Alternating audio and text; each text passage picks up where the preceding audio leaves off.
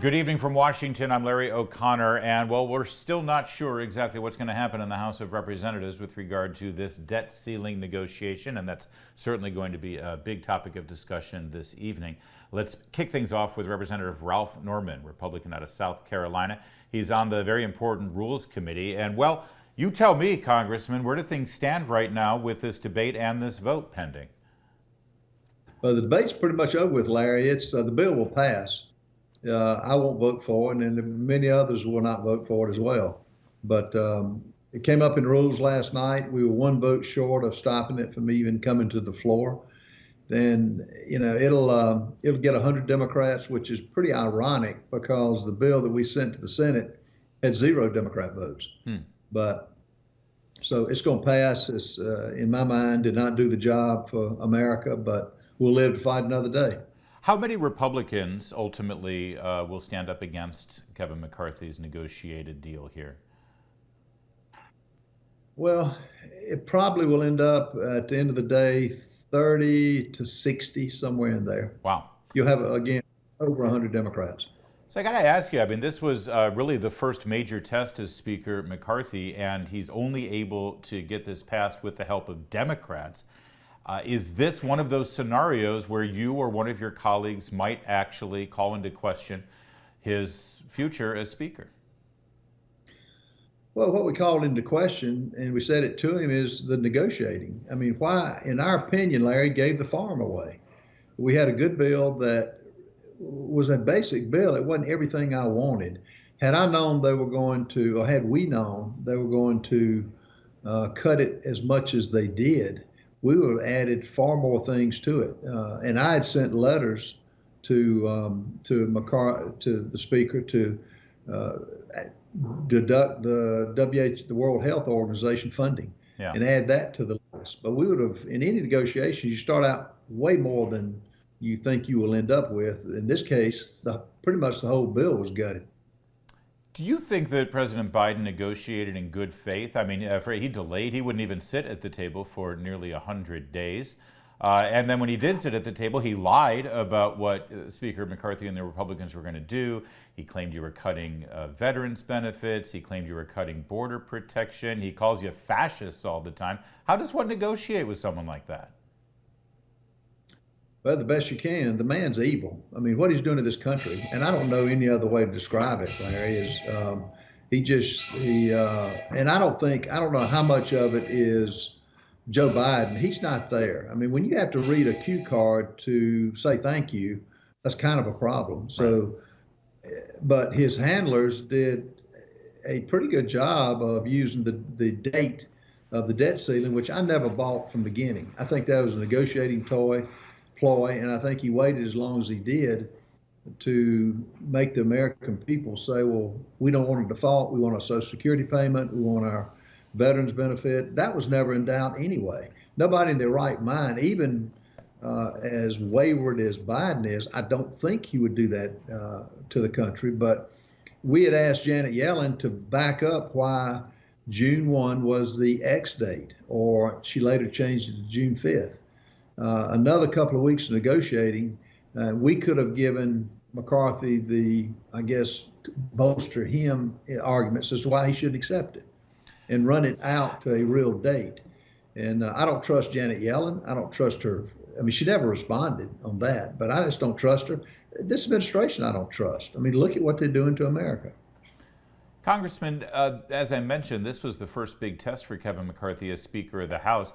But he had Mitch McConnell, who, though he's in the minority in the Senate because he couldn't do what you did in the House and gain the majority this last election, he's been down this road before. Do you think that he assisted? Do you think that he was a contributing factor here in this entire process? Do you think he did as much as he could do?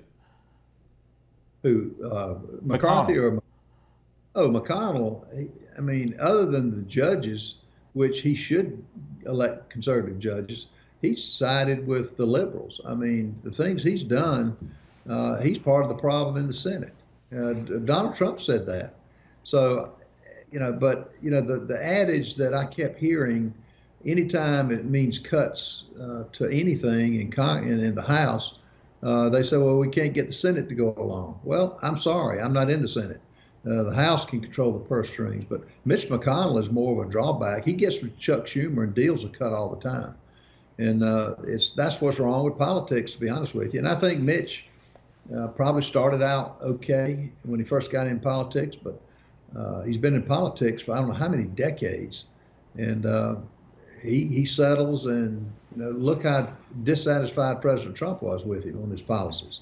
Well, as you say, Republicans do control going forward what's happening in the House. And one upside of getting this debt ceiling fiasco behind us is that Republicans can now make good on their promise and move to regular order and go through the appropriate budget and appropriations process that I don't think's been done for over a decade, Congress. And will we see that? Will we see each committee actually going through this process in a appropriate and even-handed, transparent way so that we don't have any more backroom deals? Absolutely. That's one of the things we insisted on, the 20 of us that would not support McCarthy until we got concessions. And that was one of them. The 12 approach bills would come out on time. And one of the things that was brought up last night, the real test of whether this bill will be successful or whether we can get our financial house in order in the future, is how leadership weighs in on the Appropriations Committee to actually do some cuts. I'm tired of hearing, we're conservative, but let's do this tomorrow. Let's don't address it today. Yeah. Well, the runway is short for America. Now's the time to do it if we're going to do it. And I'm tired of just words, as I'm tired of hearing the Senate won't do this or that. None of us are in the Senate. It is a ticking fiscal time bomb, as you know, and as you said in the past, Congressman Norman. I got to ask you, though, I mean, Democrats are acting like we're not spending enough of the money our grandchildren don't have to pay it back. And they don't seem to suffer any political fallout. I mean, I remember the good old days of the 90s when Newt Gingrich and Bill Clinton were able to get together and say, yeah, let's balance the budget. Do you think the American people care about that anymore? Is fiscal conservatism, is that actually a winning political issue anymore? Well, it's got to be if we're going to maintain our freedom. I mean, if we let this group, and you're right, the Democrats, the way they solve the problem to get income for the country is raise taxes. They believe the money is theirs. And I would make the argument that it's just different than when it was in the 60s, 70s, 80s with Reagan and Tip O'Neill and even Bill Clinton. It's just different now. You got candidates that are, in my opinion, are put up candidates by those that can game the government. The crony capitalism is alive and well, and we got to stop it.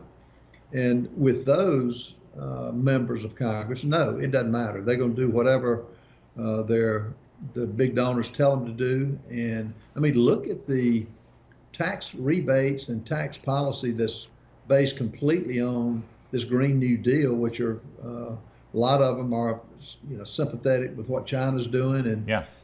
This administration is completely, in my mind, compromised and sold out, as the hearings are now showing. Well, and they certainly also have a priority to make sure our southern border is open. They don't want to respect or enforce our sovereign borders, as any nation has the right and responsibility to do. And in a moment, I want to get into that even deeper with you, Congressman Norman. I know how important our border security is, and we've got updates on that. So we'll stick with Congressman Norman on that issue and more in just a moment. Keep it here. It's O'Connor Tonight.